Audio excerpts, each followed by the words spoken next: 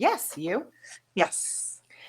Well, Jodi Katz, we are live. Welcome to the Powerhouse Women Show.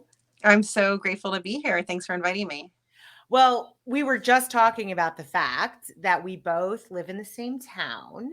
And I feel like I have seen you at a Girl Scout retreat because I think your daughter's a Girl Scout, my daughters were Girl Scouts. This was years ago. We were introduced by the wonderful Susan Asberg Abrams, who I think you all live near each other, and Susan worked with us for years. So lots of like worlds colliding going on. But you are also like, we just have so many common people within our business world as well. So I thought to myself, it is high time that we get Jodi Katz on the Powerhouse Women Show. So thank you for being here. What a cool shout out for Susan. I'll mention it to her. She is a neighbor, yep, on the street, and we have a really nice town that we're have an incredible community in. Yes, we sure do. Well, let's get into why we are here, which is to talk about your story. You're the founder of Base Beauty Creative Agency. Can you talk a little bit about what the agency is and who you serve? Sure, I'd love to. Well, we're celebrating our 15th anniversary this year. Um, Congratulations. That I want to pause for a second and say that's huge because they say that what most businesses, 9 out of 10 businesses fail. And here you are 15 years later and, going strong. I mean, you have so many things. We're going to talk about all the things you do, but you've innovated. I mean, it's kind of unbelievable. So congratulations. Thank you. I'm going to ring the bell because at Base Beauty, ring the bell when anything could happen. So I want to ring the bell for your support. Thank you.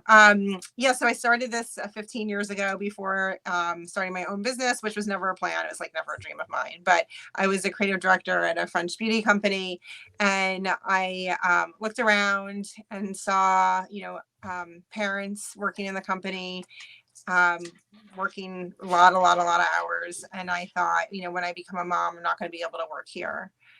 This isn't going to be a place where I can be the mom I want to be. So this is long before I was, even pregnant or actually trying to get pregnant. But I just, really took a temperature check around me and decided I'll have to move on. And at that time, where would I have gone? I don't know that any company was going to do anything differently for me. So I just decided, you know what? I have this expertise in beauty. I have tons of friends who are, great art directors, copywriters, graphic designers in the space of beauty. I'll just start my own company. And, really not with much of a plan. I did have the experience of doing a lot of freelance work through the years. So I thought, I could always just be a freelancer. I figured if this doesn't work, I could always just get a full-time job, but I, did go for it and knew nothing of what was coming my way. But, 15 years later, we're not really that different than when I started. We always were completely focused on beauty and wellness because that's where my passion was, and where the people I like spending my time were focused on. And we're always completely holistic in the way that we service the client. This hasn't changed. It's just that the services we have evolved, right? Every change in the marketing ecosystem, encourages us to bring on new talent or to solve for things that have never been solved before. So we're really very similar in essence to where we started, have a very strong value system at the agency of respect and kindness, a focus on beauty and wellness, and a commitment to working on everything the customer sees and touches. Yeah. So you are basically helping a lot of different brands in the beauty and wellness space with their marketing and their creative and just kind of being out there and having people get to know the brands. Can you talk about what has changed in the beauty industry maybe over the last few years, since this is such an area of expertise for you, and you've been doing this in concentrate for 15 years? So what's changed? Like everything has changed. When I started, there were large corporations who own multiple brands, and those are really the only players. There was no such thing as independent beauty. There were really just a bunch of kind of boring, basic vitamin brands in the world. They were businesses that sold product. I wouldn't call them brands. But what happened is, we had the power of the internet, we had the power of social media and being able to target customers like with crazy intimacy that allowed people who were inspired to say, hey, I want to start something. I don't see this in the marketplace. I think there's a white space. I'm motivated and I'm going to do it. And there were ways to do that. It's a kind of a low barrier to entry type of industry, but it's not a low barrier to grow. So, there's a lot of energy in the industry. There's a lot of constant newness and innovation. But what separates people who are starting a business versus people who are growing a business is their ability to really understand their target and speak to them in a very unique and differentiated way and deliver a product that, does what it says it's going to do. Yeah.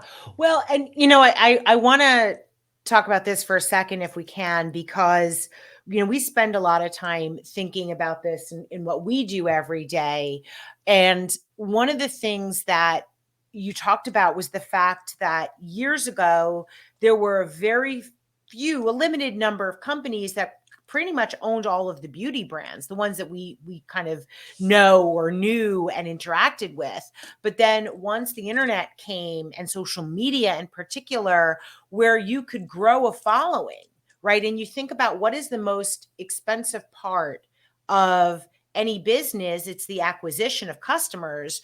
And here you have people who could, or brands, small brands, influencers now are launching their own beauty brands, right? They're launching wellness and beauty brands on the backs of the audience and the followership that they've built. And they're being very successful. I mean, they're hugely successful with it. So can you talk a little bit about how you see that evolving too? Because you had these new indie brands that have built up over time, but now you also have the influencer component, the people who have social media influencers who built followings and are launching their own beauty brands. So can you talk about how you see that evolving? Because I know that is a space you're also familiar with. Sure. What's fascinating about some of these influencer born brands is that they really have like a slow trajectory when you think about it. First, it started 10 years ago when someone started a YouTube channel, and then they started an Instagram channel, right? And they created content. They realized, okay, I'll create content every day. Maybe that will give me traction. And this is a time period where you could actually experience organic growth, which was a beautiful thing. We miss that. So, these are brands that might feel like they're like a quick rise, but it's taken, probably a decade of, close to a decade for some of these people to build momentum and build an audience and have that audience appreciate their point of view. So, but what's exciting for some of these people, and let's say it's not everybody. A lot of people start brands and that doesn't go very far, but there are a small handful that are creating success in a multidimensional way, right? Whether they're, really leading in D2C, but they have opportunities at Target or Ulta, Sephora, like they're trying to grow dynamic businesses that can thrive and continue to scale. What's happening here is that these influencers have realized, okay, I can't do this alone. I need talent. And they're hiring people as presidents and CEOs of their brands who are like real legit beauty and wellness experts, have been doing this for decades. And I think it's so fascinating, especially at the age I am, like some of my friends are these people, right, who are running these brands now. And I think it's such an incredible move and a really smart one for these influencers to say, yeah, I've done it my way and I've done it my way a long time, but now this is a business that has needs beyond what I've experienced in my own, content creation. And I need to have professionals with these relationships, with the know-how to take me to the next level. And that's what we're seeing. And you can see in some other industries too, like fashion and beyond, where these influencers are realizing, okay, I need someone with experience. So the merger of this, really beautiful intimacy with the customer that the influencer has, merged with someone who's been here before, done this dozens of times, means that some of these brands really are going to create scalable growth, Yeah. and they're going to get acquired. They're going to Yeah. have more fuel in the tank to be able to keep growing the business. Yeah. And, it's interesting because I've been thinking about this a lot lately, just given, the space that we operate in. And, if I think about the value that some of these social media influencers, these creators have, not only do they have that audience that we talked about, but they also have another big part of what companies need to be successful on an ongoing basis, which is creative know-how and creative content know-how, right? These are people who understand inherently, based on all of the years they've spent as social media content creators, how to create that content too. So it's the combination, right, of the fact that they have the audience, which is the acquisition, right? Like, you could acquire a lot of those as customers if you decide to start a brand, if you're an influencer, but they also have that creative content know-how that has helped fuel their growth. And now, so many companies, and I'd be curious to see if you're seeing this also in the beauty industry, that content has become, because there's a constant need for content to fuel the social media channels, to fuel all of these channels. TikTok now too, so many beauty brands are on, and wellness brands are on TikTok. This need for content is becoming a bigger and bigger imperative and skill set that beauty brands need in terms of know-how. Well, content's always been important, but what happens is the minute one of these platforms changes our algorithm or their own area of focus, well, that means we all have to respond, and we all have to learn how to do something differently. And as marketers in partnership with brands, we're really no different than that content creator who's been used to being able to create engagement, reliable engagement, doing certain type of content. All of a sudden, that's irrelevant. Then she needs to learn how to do exactly what we need to learn how to do, which is figure it out. So I think what's fascinating about this time in marketing is we say to clients a lot of times, no, we've never done that before. We're going to try it. We're going to test it, and we're going to learn. And, maybe 20 years ago, that would be an embarrassment to say to a client, we've never done this. We don't know how to do it. But now it's the truth. And anyone who's saying they know how to do all this, they're totally lying. It's like, no Right. one's done this before. So it Right. changes everything. It changes the mechanics of like how we even build out scopes of work now, right? Like, we have to be so responsive to these changes that are out of our control and how to create content, that we have to build the legal documents that guide the work we do with clients in a new way to be able to be more responsive, more timely, and give us the flexibility to keep testing and learning. Yeah. Okay. So as you're talking, Jodi, I'm thinking to myself, there's a reason that this woman has been in business for 15 years, because it takes flexibility, right? And then understanding that just as soon as you think, okay, this is steady state, it, everything changes, right? There's no study. Like, there's right, literally right. nothing. Things change all the time. So I want to talk a little bit about entrepreneurship with you, because you and I both have this in common, which is that we started our businesses kind of on our own. We've built teams, but there is definitely something about being a solopreneur, in the sense that you started your business, as the only founder, right? It's not like you had a co-founder. And I'm curious if you can talk a little bit. So for people who are out there, I have so many women who tell me that they are just wanting so badly to start a business. And there are pros and cons to being an entrepreneur. And I would love if you could share from your experience, what do you think is the best thing about being an entrepreneur, and what is the worst thing about being an entrepreneur? Well, I want to speak to the solopreneur part of this first, Yeah. Aliza, because I do look like at a distance at people who are, teams operate. They have co-founders, and there's like a longing in my heart, and I wish I had that. Right, like here's a friend to go through this together. I like romanticize it in my head. I actually was just interviewing on my own podcast, We're Brain Suits Beauty, yesterday, the co-founders of Higher Dose, which is this incredible wellness brand, and they came together not knowing each other, and now they're besties in business. And like, I want that, but also it probably wouldn't be right for me. Like I'm a very definitive decision maker. I don't want to share decision making with others. I want to steer this ship, and I have no idea where it's going sometimes, and I'm okay with that.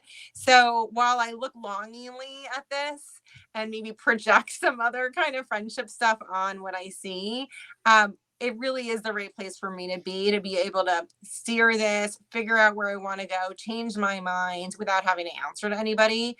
But with that said, I have this incredible team who's also incredibly nimble and also willing to be on an adventure with me. This leadership team who's like, powerhouse talent, who they're up for it, they're game. So that's the thing about, solopreneur. I think there's totally pros and cons there. I certainly feel isolated at times. I have to build a network for myself of other, founders. I work with a coach. I have a therapist. I do have a village. I have an incredibly supportive husband and kids who, very much jive with what I'm doing. But whether you want to start a business or not, like, that in your heart. I think like if the time is right, you're going to know it in your heart. It's going to hit you over the head. So sometimes you're thinking about these ideas and you're like, I want to follow through on this. This is a white space. This is for me to grab. And it's okay if the time's not right. It's okay if you're like still paying off, I don't know, like college loans. It's okay if, you just had a kid and it's just like not the right moment for you to be juggling more. But it doesn't mean that that's not going to happen for you in the future. I think it would be the universe will make it very clear to you when the time is right. So I think having faith, it's something I wish I had earlier in my journey. I just really worried a lot, quite honestly. I've learned how to have faith. If you can just walk into this experience that with faith that like the time will be right and you'll know it, and that next actions will be revealed to you and you'll follow them, then you don't have to worry about it. Just let the universe guide you. Yeah. Well, and I want to talk a little bit then too about skills. Like what do you think is the most important skill? And I know there are many skills needed to be an entrepreneur. And when I say an entrepreneur, I mean somebody who, you start a business and you're able to kind of have it keep going because that is a big part of the trick, is like, how do I keep something going? So what do you think is the most important thing, one skill, if you could choose one skill that an entrepreneur needs to be successful, what do you think that is? For me, I think it ties into my business superpower, which is seeing 10 steps ahead. I really, really do like listen to my gut. I trust it. I never went to school for any of this. Like I didn't go to art school. I have no training as a, art director, copywriter, designer. I have no training in business. I've just learned through osmosis. I read books. I meet great people. And I have a vision that I really think is cool, and I'm going to follow it. So the seeing 10 steps ahead and really trusting what I see has helped me tremendously. Sometimes it's scary. Sometimes I get like, all tingly in my wrists and my hands, like before making a decision that feels kind of off the wall. But I think that's just my body's way of saying like something cool is on the other side that I've never been in before. So I trust my instincts. Yeah. All right. So I want to ask you too then, what is the most important thing for you as an entrepreneur to that you've incorporated into your, as a practice, maybe into your day-to-day life, that helps keep you inspired or insightful or sane, like whatever it is? Like, do you have a daily practice that you find to be really important for your ability to do this every day? I'd love to say the answer is yes, because I think it would make me seem really thoughtful and organized. and intentional. Um, I think maybe it's just like literally breathing and ringing that bell, you know. Mhm. Sometimes I take deep breaths, just like I'm at the gym. When I'm at the gym and things are hard, as they were this morning, and my like muscles just firing up so bad, like I didn't think I could keep moving. I breathe, and so I'm not even saying like meditation breathing. I'm just like literally like breathing, like just like getting the air in and out effectively. And then ringing that bell, reminding my body and like rewiring my brain that good things happen every day, big and small, Mhm. helps me so much, because I was someone who would like linger and just sit with all the bad stuff, you know, a client being mad, a client, you know, Mhm. canceling their program, whatever it was. I would feel destroyed for a week, 2 weeks. Mhm. Now, because I'm ringing the bell so much, and my team does this and our clients do it as well, we ring the bell for anything that happens. My Mhm. body and my brain are programmed to know that everything's okay. So the hard stuff Wow. doesn't hurt so bad. I love that because, Jodi, what it reminds me of is something that I started, I should have done years ago, but I started more recently, which is, really thinking about what I'm grateful for on a day-to-day basis, and very specific things, like not like, oh, I'm grateful for my family. I'm grateful for my team. I'm grateful. Like, I think very specifically, and I think it's very similar to what you're talking about with ringing the bell, because it's specific. It's like you just did at the beginning of this Mm-hmm. conversation. You specifically said thank you for, that shout out for what, for the 15 years, right? So I love that. And to me, there's a great similarity. We call it maybe different things, right? You call it ringing the bell. I call it like a gratitude practice, but it's ultimately the same thing. And what it is wiring your brain for positivity, to look at the positive and not focus so much on the negative. And because that's the thing about entrepreneurship, right? It's not like this, right? It's not like a steady, even line. It's up, it's down, it's up, it's down. And I think that to keep your sanity with it, you have to be able to be somebody who looks at, okay, what's the positive? What am I grateful for here? And that absolutely impacts how your brain thinks. I um I agree. I think the bell is all about gratitude, and not it's also not waiting for some one big thing to happen, right? It's very Mhm. much tied to the journey, right? Yeah. And not the destination. But I do this in my personal life too. Like there was this we got a hot tub during COVID for our backyard, which is like Oh, so that's cool. awesome. And it took a really long time, of course, like everything else, to ship, and then eventually like to schedule it to be delivered. And then it sat in our driveway, like all wrapped up for literally months, like, you know, it was covered in snow because the electrician couldn't make time, right? It's just like this long saga of having this giant device stuck in the middle of our driveway. And when it was finally installed and working, because once it was installed it didn't work right away, once it finally started working, I'm like, we need to make a moment of this. Like we have to really, it can't just be let's just jump in the hot tub, because we're not going to remember that.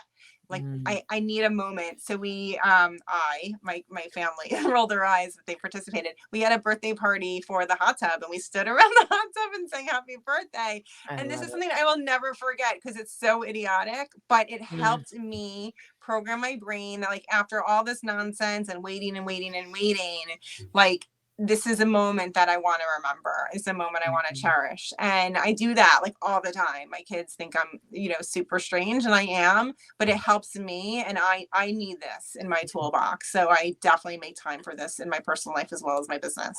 I love that, and I love that your kids are getting to see that. Well, let's talk a little bit about another huge accomplishment you have, which, and I'll connect them because I know that they're connected. The you have had this successful podcast for 5 years, where brains meets beauty, and then I know that decided to write a book, which recently launched, called Facing the Seduction of Success, which you have right there, that based on all of the insights that you had from, what was it, 200 episodes of the podcast.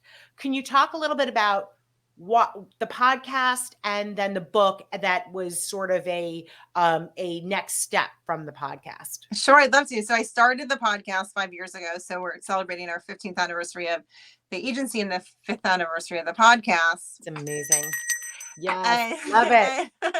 and the podcast has started not because I wanted to be a podcaster, but I was started working with a business coach for the first time ever, and he was asking me to start networking. I'm like, I don't know what that means, Alan. Like, you do not make me go to like fashion week parties. I can't do it. I can't like stand there and like make small talk with people.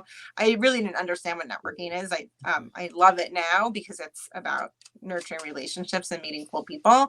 But back then I was terrified of it. And I told him, like, I can't navigate. I don't know how to navigate big groups. Like, I'm fine one-on-one. I really enjoy one-on-one, but once it becomes 3, 4, 5, 7, 12 people, I don't know how to make conversation. I freeze up and I go like silent and like completely disconnected. So he called me the next day and he said, I just got out of my meditation and you should start a podcast. Oh my God. He is worth every penny. And Jodi's worth every penny. at least I'm like, why would I do that, Alan? I don't even listen to podcasts. He's like, because you'll get to talk to people one-on-one and we'll talk about faith. I just like, okay. So I Googled Eleni, my CEO, now COO, back then she was probably an intern. We Googled how to make a podcast and we ordered some small pieces of equipment. And then I invited, my friends in the industry and some clients to come have conversations with me. And I didn't have a format or like a true topic in mind.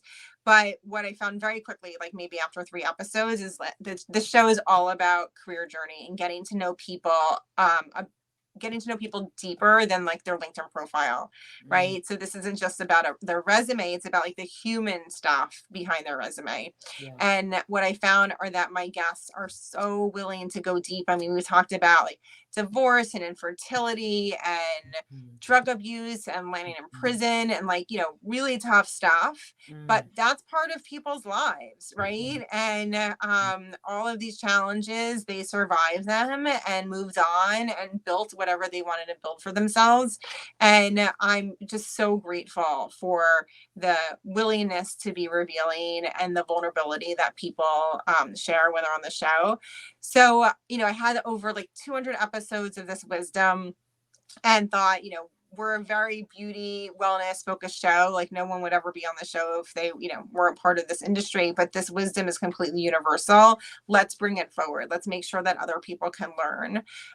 So I sat down with our copywriter, Jan Michelle, who's my co-writer on the book. And we went through all of the episodes, all those transcripts. It's 200 transcripts. It's almost like 200 hours of content.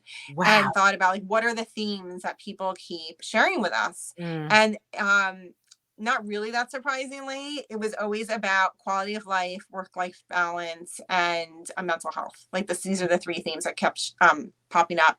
So we framed the book around those 3 themes, and the subtitle of the book is Inspiring Stories on Leading in Business While Still Living Your Life, and that's really important to me. And we were able to explore these themes through those stories of these guests. And we organized it with like fun workbook, questions you can ask yourself. And I'm really proud that we're able to share the wisdom of these incredibly talented people with an audience much wider than our own industry. Oh, I love it. I love it. And it's so smart because you were sitting on a gold mine of content of what people are sharing with you of their lives. And you were able to distill it into some consistent themes that, hopefully is incredibly instructive for other people who get a chance to, 200 people, that 200 interviews is a lot. That is a lot, way more than probably most authors do for a typical book, right? So congratulations on that. All right, my last question for you, Jodi. What do you wish you could tell the young Jodi that was just starting out in her career? I love this question because the answer is really easy for me, and it's like, stop worrying. I mentioned it before. I was so worried about everything, like how I was being perceived, that I didn't have a fancy office, that I didn't have this kind of staff, blah, blah, blah, blah. Worried about money, of course. money I get, like, of course you have to worry about it because you have to pay your bills, but the other stuff just really probably like slow down my progress, slow down my success. But I didn't have a toolbox at the time. I really didn't. I didn't know what I know now, but I would tell, the younger Jodi just to have faith and to trust your instincts and enjoy that ride. Oh, such great advice, Jodi Katz. Thank you for spending this time with us. So appreciate it. Get the book, everyone. Thank you so much for doing this today.